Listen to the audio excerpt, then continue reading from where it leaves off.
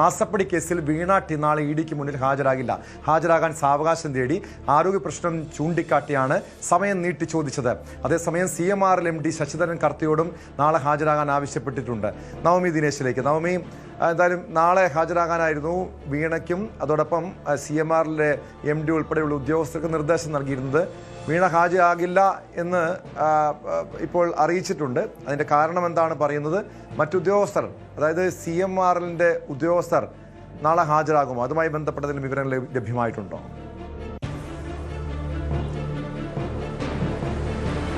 നാളെ മുതലാണ് മാസപ്പടി കേസിലെ ചോദ്യം ചെയ്യലുകൾ ആരംഭിക്കുന്നത്. അതിൽ 9-ലധികം പേർക്കാണ് ഇതുവരെയും നോട്ടീസ് അയച്ചത്. നിലവിൽ വീണ വിജയനെയും അതോടൊപ്പം തന്നെ CMRL MD ശശിധരൻ കർത്തേനെയുമാണ് നാളെ ചോദ്യം ചെയ്യലിന് ഹാജരാകണമെന്ന് ആവശ്യപ്പെട്ടുകൊണ്ട് ED സമൻസ് അയച്ചത്. ഇപ്പോൾ വീണ വിജയൻ നാളെ ഹാജരാകാൻ കഴിയില്ല എന്ന മറുപടിയാണ് ഇമെയിലിലൂടെ EDക്ക് നൽകിയിരിക്കുന്നത്. അത് പറയുന്ന കാരണം തന്റെ ആരോഗ്യ പ്രശ്നമാണ്.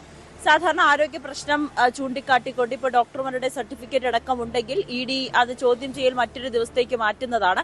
അങ്ങനെ ഇവിടെയും വീണ വിജയൻ സമാനമായ രീതിയിൽ തനിക്ക് ആരോഗ്യ പ്രശ്നങ്ങളുണ്ട്, നാളെ ഹാജരാകാൻ കഴിയില്ല എന്ന് EDയെ അറിയിച്ചിട്ടുണ്ട്. ഇമെയിൽ മുഖേന ഇന്നലെയാണ് ഇക്കാര്യം അറിയിച്ചത്. അതോടൊപ്പം തന്നെ ED ആവശ്യപ്പെട്ട രേഖകളും ചോദ്യങ്ങൾക്കുള്ള മറുപടിയും അഭിഭാഷകൻ മുഖേന എത്തിക്കാമെന്നുകൂടി EDക്ക് മുന്നിൽ അറിയിച്ചിട്ടുമുണ്ട്. എന്തായാലും ഇന്ന് തന്നെ ED മറ്റൊരു ദിവസത്തേക്ക്, അതായത് അടുത്ത എന്നാണോ വീണയെ ചോദ്യം ചെയ്യേണ്ടത് ആ ദിവസത്തെ നോട്ടീസ് ഇന്ന് തന്നെ സമൻസായിട്ട് അയക്കുമെന്നാണ് ED ഉദ്യോഗസ്ഥരിൽ നിന്നും അറിയുന്നത്. അങ്ങനെയാണെങ്കിൽ അടുത്ത ആഴ്ച, ഈ വരുന്ന ആഴ്ചയിൽ തന്നെ എത്രയും വേഗം ഈ വരുന്ന ആഴ്ച തന്നെ വീണയെ ചോദ്യം ചെയ്യാൻ വേണ്ടിയിട്ടുള്ള സമൻസ് അയക്കുമെന്നാണ് ED ഉദ്യോഗസ്ഥർ പറഞ്ഞിരിക്കുന്നത്. പിന്നൊന്ന് ശശിധരൻ കർത്തയാണ്. ശശിധരൻ കർത്തയെ നാളെയാണ് ചോദ്യം ചെയ്യാൻ വിളിപ്പിക്കുന്നത്, വരണമെന്ന് ആവശ്യപ്പെട്ടിരിക്കുന്നത്. ശശിധരൻ കർത്ത ഇതുവരേക്കും മറ്റ് അസൗകര്യങ്ങളൊന്നും പറഞ്ഞിട്ടുമില്ല.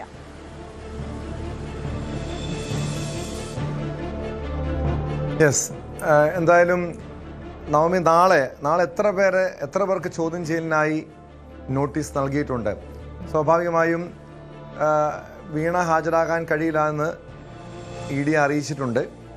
ഇനി ഉടൻ തന്നെ, അതായത് ഈ കർത്തയെ ചോദ്യം ചെയ്ത് ഉടൻ തന്നെ വീണയ്ക്ക് നോട്ടീസ് നൽകുമോ? വീണയോട് രണ്ടാമത് ചോദ്യം ചെയ്യലിന് ഹാജരാകണമെന്ന് ആവശ്യപ്പെട്ട് നോട്ടീസ് നൽകുന്നൊരു നടപടി ഉണ്ടാകുമോ?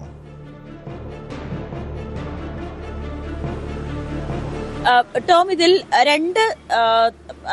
രണ്ട് പ്രാവശ്യം, ആദ്യത്തെ 2 പ്രാവശ്യം അസൗകര്യം പ്രകടിപ്പിച്ചു കഴിഞ്ഞാൽ പിന്നെയും നോട്ടീസ് അയക്കും. അതിലും ഹാജരായില്ലെങ്കിൽ കസ്റ്റഡി അടക്കമുള്ള കാര്യങ്ങളിലേക്ക് കടക്കാനുള്ള അവകാശം EDക്കുണ്ട്. അങ്ങനെയാണ് സാധാരണ ED അത്തരത്തിലുള്ള നീക്കമാണ് നടത്തുന്നത്.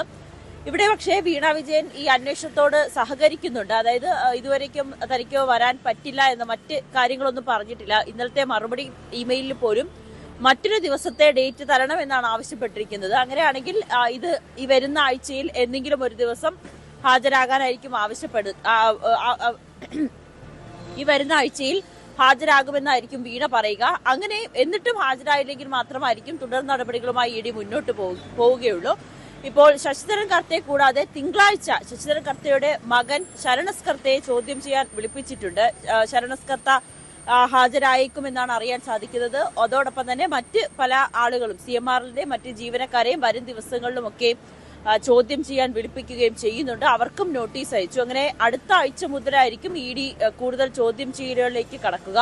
നിലവിൽ ശേഖരിച്ചു വെച്ച തെളിവുകളുടെ അടിസ്ഥാനത്തിലായിരിക്കും ഒരു ചോദ്യം ചെയ്യൽ ഉണ്ടായിരിക്കുക. ഒപ്പം കൊച്ചിയിൽ നിന്നും വിവരങ്ങൾ നൽകിയത്. മാസപ്പടി കേസിൽ പിണറായി വിജയന്റെ മകൾ വീണ വിജയൻ നാളെ ചോദ്യം ചെയ്യലിന് ഹാജരാകില്ല, മറ്റ് അസൗകര്യങ്ങളുണ്ട്, ആരോഗ്യ പ്രശ്നങ്ങളുണ്ട് എന്ന് ചൂണ്ടിക്കാണിച്ച് EDയോട് വിവരങ്ങൾ അറിയിച്ചിട്ടുണ്ട്.